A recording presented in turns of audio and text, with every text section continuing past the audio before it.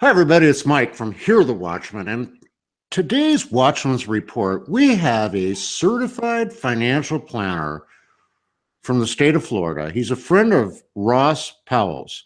We're just grateful to have him here today. We're going to talk about what do we do with our money today? What do we do to protect ourselves, to plan ahead? There's all this craziness going on in the world today. What do we do? His name is Craig Hill. Craig, thank you so much for joining us. Mike, thank you so much for having me. Craig, tell us a little bit about your background and what your business is, and give us an insight into what we can do to protect ourselves during these tough times. Yeah, absolutely. So my background is fairly traditional. You would think of it in the normal sense of how a financial advisor would kind of come into that industry and how they would spend some initial time in that industry. And so I received a degree in personal financial planning from Texas Tech University. When I graduated, I went to work in Dallas, Texas, and worked for a firm or two there. Eventually became self-employed and started my own firm in New Braunfels, Texas, where my wife and I lived for years and years. And really kind of thought, like most financial advisors think, up until 2008, 2009. And in 2008, I really, and actually kind of starting in late 2007, I really started having questions that the traditional financial advisory system was not able to answer.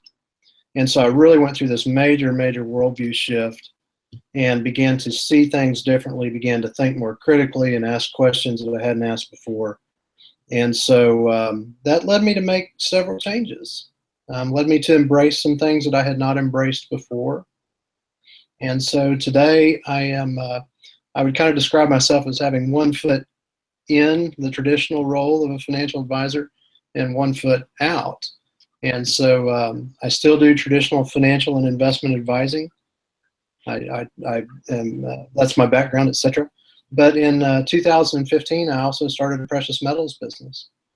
And so really what I love to do within my current role is I love to help people think through the issues that we're facing, the great debt that the country has, and not just our country, but the European the European zone, the Japanese, etc. Every major economy around the world, huge amounts of debt, a world awash in debt, and I want them to think about what assets will prosper them and protect them in this environment, but would also prosper them and protect them in the next environment if we got into a major economic dislocation. So I hope that answers the question. Well, I think it does, Craig. I mean, you and I, we talked yesterday on the phone for a little bit. We were both sort of birthed in that traditional financial world. I was a currency trader for Dean Witter. I know you worked on Wall Street. And we sort of, isn't it interesting? Back then, I don't know if you remember this, but back then they used to talk about the asset pyramid. Interesting that they use a pyramid. But what would you say today?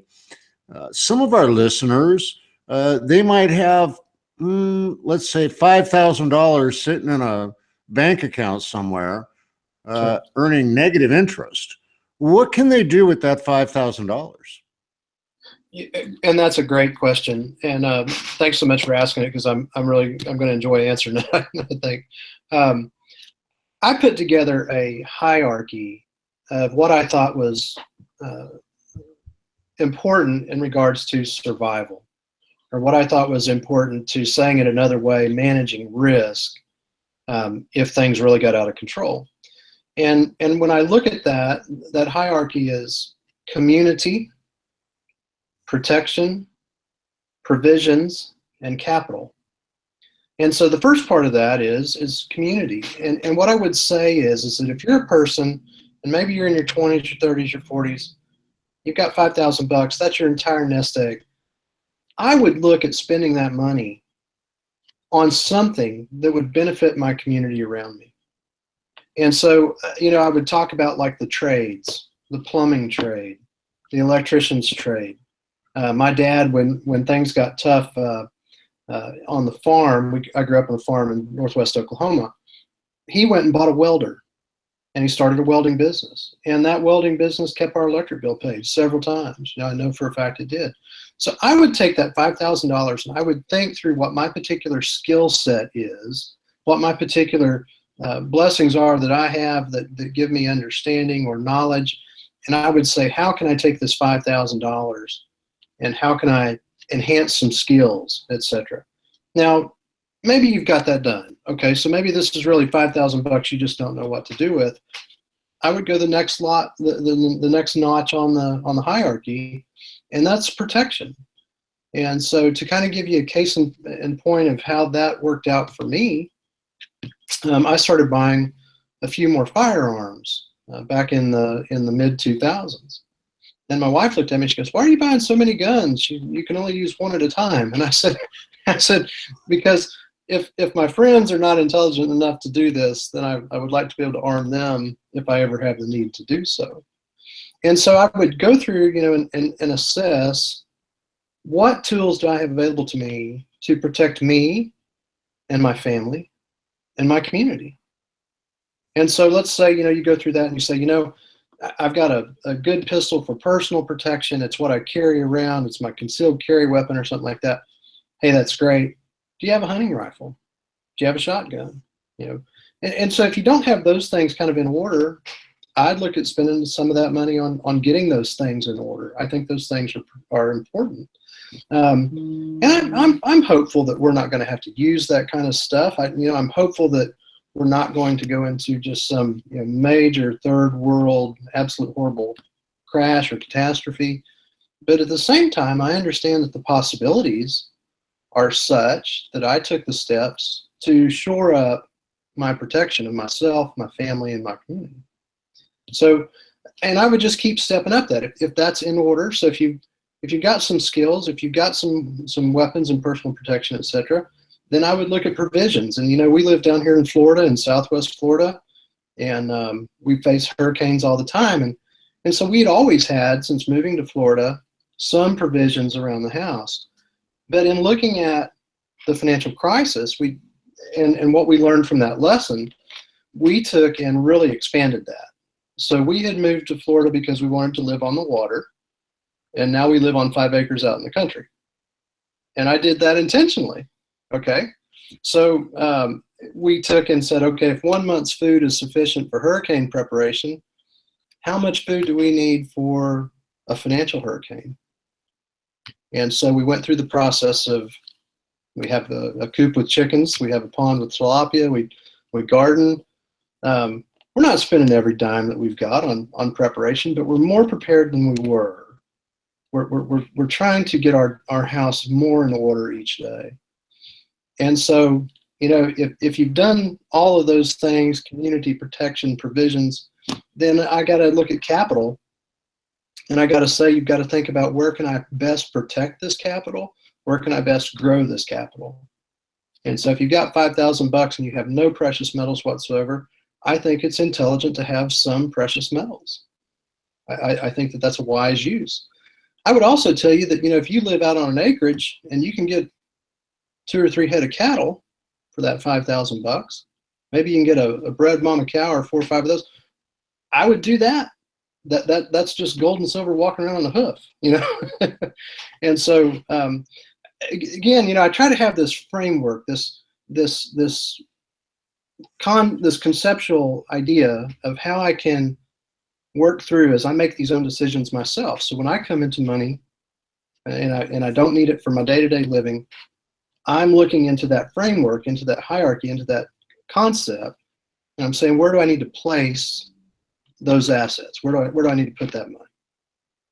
So, Craig, if I understand you correctly, what you're saying is to our listeners is it's necessary to physically prepare for what's coming. We don't know. I mean, Craig doesn't have a crystal ball. I don't have a crystal ball. L.A. Marzulli doesn't have a crystal ball. None of us have a crystal ball. So we don't know what's coming, but we know something's coming. So you're saying that you might have in your savings account, get some cattle, get something to prepare yourself. Is that correct?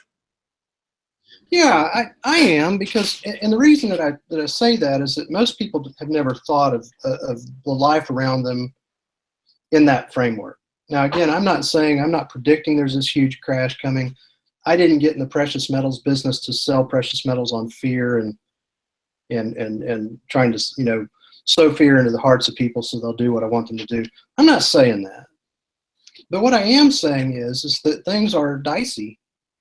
They're very uncertain, and there is this over-reliance by all of us on the system that we live in, and that's the economic system. It's the food distribution system. It's the medical care system. We have this incredible over-reliance, and Mike, by the way, that wasn't the case just 100 years ago. 100 years ago, our society was arranged vastly different, and the skill sets and the knowledge of the people was vastly different. And so there was still a big tie to the land, to the earth, to the farm, to the ranch, and that was broader through our society.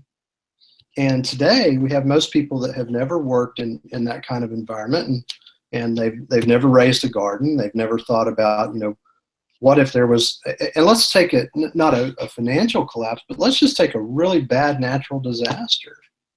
What if we had those types of conditions, and markets were shut for 10 days, banks were shut for 10 days. Everything in this country runs on credit. If you bought it, a truck brought it.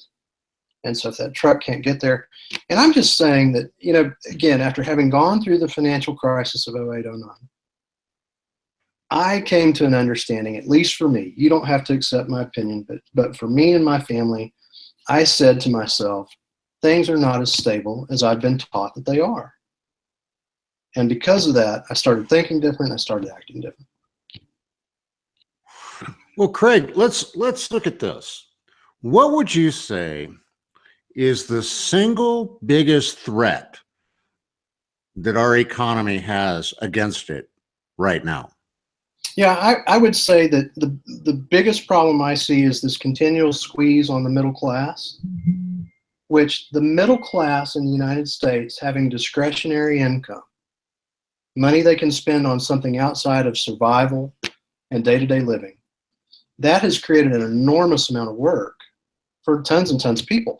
I'm sitting in my office in Sarasota, Florida, and right down the road that our office is on, there's restaurant after restaurant after restaurant. And those exist because there's a middle class that has the ability to spend discretionary income. And there's more and more people every day falling out of that middle class, falling out of that middle class. And so I am worried that slow process, which has now been happening for the better part of 2 decades, that slow process will hit an inflection point. And if it hits that inflection point, that will really speed up. It would lead to an enormous amount of unemployment. It would lead to another banking crisis because that middle class is indebted and getting more indebted because of the squeeze that's on them. And so that's my biggest fear. I am not particularly concerned that tomorrow or next week we're going to have a currency crisis and the US dollar is going to collapse. It could happen, but I'm not particularly concerned about that. And my reason for that is that I don't believe that the dollar is going to collapse against the euro. The euro is as equally worthless as the dollar. And I don't believe that it's particularly going to collapse against the yen. The yen is 240% debt to GDP on balance sheet. That's an enormous amount of debt. So I am more concerned over this slow degradation, hitting an inflection point and moving at a more rapid pace. Well, now, Craig, you brought up precious metals, and you and I talked about this the other day. Now, a lot of people out there call all of us the 3 Gers: golds, gun, and God. And I mean, the thing is, let's say that you have an average portfolio. Let's say you have $100,000 in cash, and you're gonna spend that. You're going to invest that. What percentage would you say to put in precious metals? Yeah, that's a great question. I get that question a lot. And what I would say is that one of the things I do for the people that I work with is we help answer that on an individual basis. And the reason that I think that it needs to be answered on an individual basis is that percentage is going to vary based on the risk tolerance of the person, the income needs of the person, and what they truly need that money for. And so precious metals can be really, really volatile, and they have been volatile. You know, we saw gold rise up to roughly 1900 in 2011, only to crash down below 1200. And so that's a major, major correction. And so I really think it's best to walk through that and go through a financial planning exercise to answer that question, but to give you some rules of thumb of people that, you know, they like to do it themselves, etc. I tell them, you know, let's think through, what would $5,000 of gold buy me today? You know, what would it do for me today? And I think that that's a good way to look at it, because if we go back to 1964, it took roughly 15,000 ounces of silver to buy the average medium home in the United States. And today, that same 15,000 ounces of silver would buy a $250,000 home. And so, you know, if I can kind of think through what my resources are and how much insurance protection I want those metals to provide me, you know, then I think that that can help answer the question. I know people that have taken and they have put every ounce of money they have into precious metals. I don't particularly think that's wise. What I'd like to see is I'd like to see people acknowledge the instruction of Scripture in Ecclesiastes. It says, divide your portion to 7 or 8, for you do not know what evil will befall the earth. And I don't think that the good Lord intended for us to just sit on a pile of gold and shake in our boots and be fearful. I would rather see people engage in solid economic activities, and one of those is ag. I believe ag is a solid economic activity. Ag is an activity that will work in this environment. It will be important in the next environment to come. And that can be as simple as starting a small hydroponics operation in your backyard, or a really great garden. Right now, my sister, as a matter of fact, is putting together a new form of hydroponics. She purchased this. It cost her about $30,000. And she's putting it in her backyard. She lives on 1 acre. The expected return is about 100%. She expects to make in the first year of operation about $30,000 from that system. And so I would tell people, you know, think about those things that are going to be important regardless of what the economic environment is like. Food is always going to be important. So is healthcare. You know, so is, yeah, you know, it's crazy, Craig. I mean, I interviewed a lady the other day. She owns a company in Texas called Texas Ready, and she's all about heirloom seeds and growing. And she explained to me that you can grow on 1 acre. On 1 acre, you can grow enough food to supply your family for a year. Oh yeah, oh yeah, easily. There was a book written in the late 1800s, if I recall correctly, called The Abundant Earth, and it is amazing to me how much we can produce with so very little. Near where I live, there's an organization called ECHO, and ECHO is an organization that they bring missionaries in from around the world, and they ask that missionary, okay, so where do you work? Where are you on mission at? And then they tell them, okay, in that area, here's the things that you can plant and when you can plant them.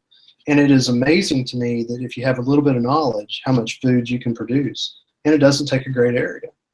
And you know, let's just say that you like to do that as a hobby, you know, which was one of the nice things as I began to put some money into firearms, and my wife asked me that question, you know, why are you buying so many? Well, if I was really going to be honest, part of it was I enjoy shooting. So it was a bit of a hobby, and it was accomplishing a purpose and a goal. I enjoy gardening. I enjoyed taking something and putting it in the ground and watching it come up. And so these things don't just have to be drudgery or something that we feel like we're forced to do because of the environment we're in, but they can also be enjoyable. Well, now, Craig, I mean, let's go back to what we were talking about. When we're talking about gold and silver, this is important for all of our listeners to understand. You're not talking about certificates. You're talking about physical gold and silver. Is that correct? Right. And the reason that I want to take delivery of physical gold and silver is because of something known as counterparty risk. Okay, so I can buy a futures contract on the gold market, and I can benefit if that market goes up or down by owning or buying or selling that futures contract. But the problem I have is that there's another party on the other side of that transaction. And if that party was unwilling or unable to fulfill their duties under that contract, well, it doesn't matter if I have a contract or not. I mean, if there's no money for me to try and extract from the other person on the other side of that contract, that's a failed counterparty. And even though the price moved in my direction and I won the trade, I'm still at a loss because I'm not going to get my money back. So I like to take personal possession of physical precious metals, even though there are some complications with that, such as storage and thinking through how do I protect from theft, fire, and windstorm.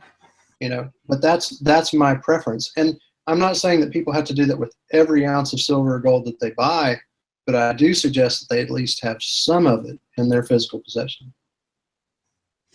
Well, Craig, let's talk about the most controversial investment going on right now, and it beats gold.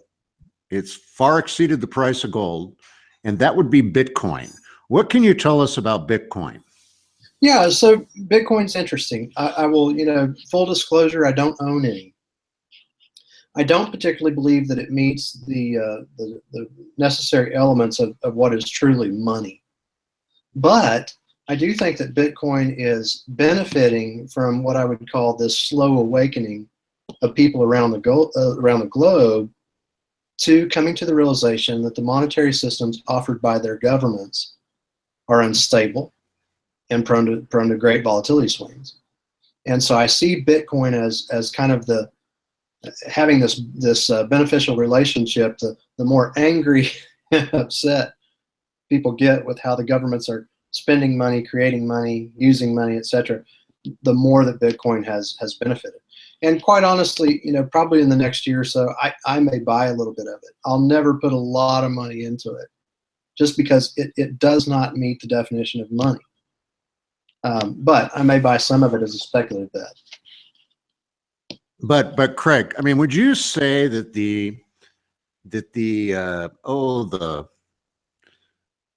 what do I want to say? The fever surrounding Bitcoin, the pure, just desire for people to buy it. Do you think that's driven by the fact that people no longer trust their governments and their government's money? I think a portion of it is. I get your point, though, Mike, and I would agree with if it is indeed your point. Speculators running into that market, and you being a former currency trader, you know what can happen when hot money starts chasing a trade.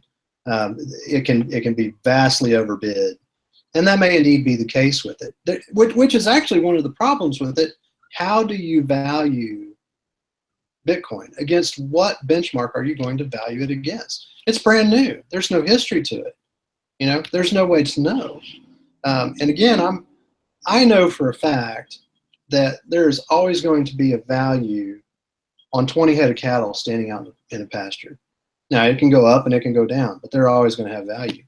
I know for a fact that there's always going to be some value in an ounce of gold and an ounce of silver. But I cannot tell you for the life of me how in the world you would measure or properly value, using some reasonable metric, how you would value Bitcoin. Well, I mean, and this is Craig. I mean, this is two guys talking here. One of them with gray hair and old, who's seen a lot of stuff throughout the years. The problem that I have with Bitcoin is there's nothing underneath it. There's nothing to substantiate the value. It's purely a supply and demand issue. And you know how that goes, right? I mean, that could go one way or the other. I mean, you're right. 20 head of cattle in your pasture, you know that those cattle are there. You know their value. They could go up, they could go down. But would you advise people, I guess, unless they were very speculative, to stay away from Bitcoin? Well, so yeah, I mean, it's going to depend on their risk tolerance. And you're exactly right. Bitcoin has no underpinning asset to tie its value to. So in that regard, it is exactly like the euro, exactly like the dollar, exactly like the yen, right?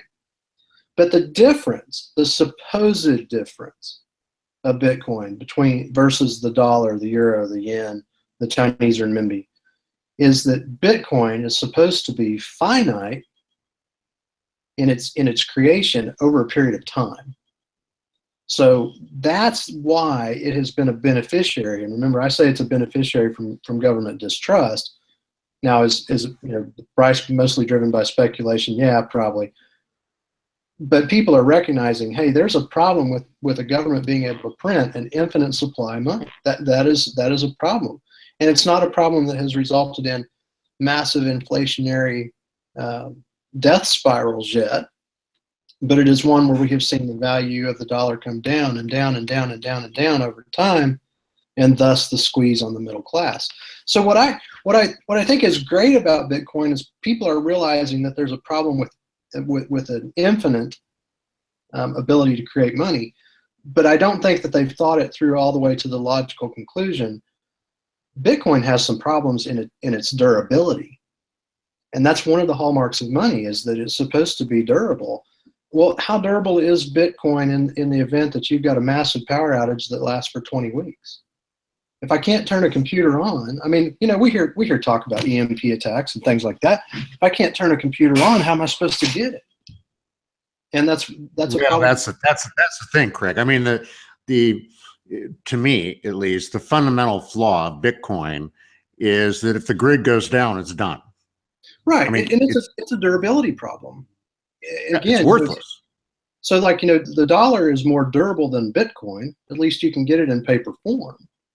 The dollar has a problem in regards to how it's created and managed that Bitcoin doesn't have. But Bitcoin is a step in the right direction, but it's not far enough. And that's where there's no way in the world, Mike, that I'm going to trade silver or gold, physical precious metals, for Bitcoin. I may speculate on Bitcoin a little bit.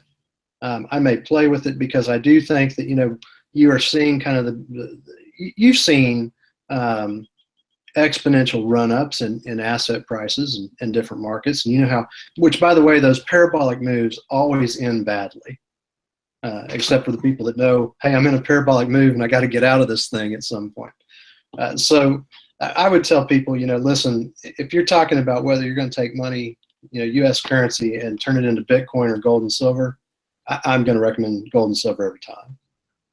If you want to speculate and play with Bitcoin because it may truly benefit from, what's going on in the minds of people and the masses, sure, do it.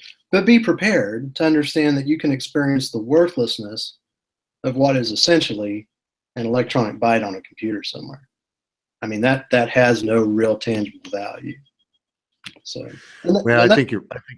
I mean, Craig, now let's look at one more thing before I let you go today. Let's look at the age-old, die-hard investment in America, and that's real estate. What's going on with the real estate market? I mean, do you think, I mean, it used to appreciate it like, 15, 20% a year, but now we're kind of flat on that end. So what do you think people should be doing with their money when it comes to real estate? Yeah, so I think real estate is going to ebb and flow as this tug of war continues between inflationary forces and deflationary forces.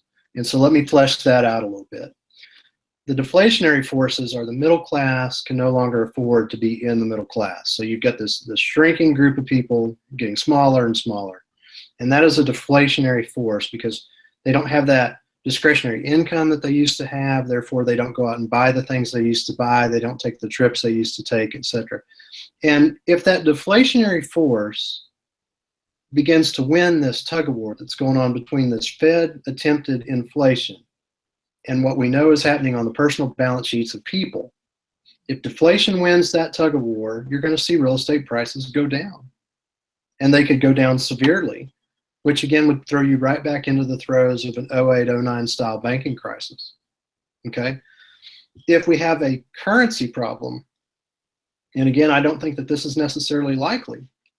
But if we did begin to see the US dollar drop in value rapidly against the euro and against the yen, then you could see real estate, some pieces of real estate rise rapidly as you had foreign investors come into that. And that's actually what's happened in Canada.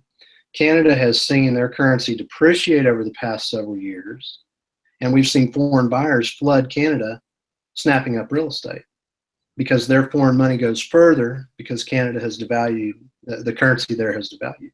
So I think it's, really, really difficult to call. I would like to tell you, hey, I think real estate as a trend is going this way. Here's what I think. I think if you're going to buy real estate, then I think what I did is actually, kind of what I would recommend people. I bought a piece of real estate. So I have a home, 3-bedroom, 2-bath house on 5 acres out in the country. We enjoy that property. We have to live somewhere. So whether the value of that property goes up or down, there's utility to me for that piece of property. I can run a few head of livestock on it. I can raise some chickens on it. My kids love living there. So there's a lot of utility in that property that I get to enjoy regardless of the price. And so I would tell people as they make real estate decisions, you might want to think about that. If you can get that win-win, where in this environment the property works, in the next environment the property works, I'm going to enjoy the property. I think that's one way to kind of think through. Now, I do think if you see inflation win that tug of war, okay, then ag, even though ag land is really, really expensive now, it's more expensive than it was in 2005, 2006. But if we're going to have inflation, then the yield off of those properties, the yield off of that real estate is going to go up.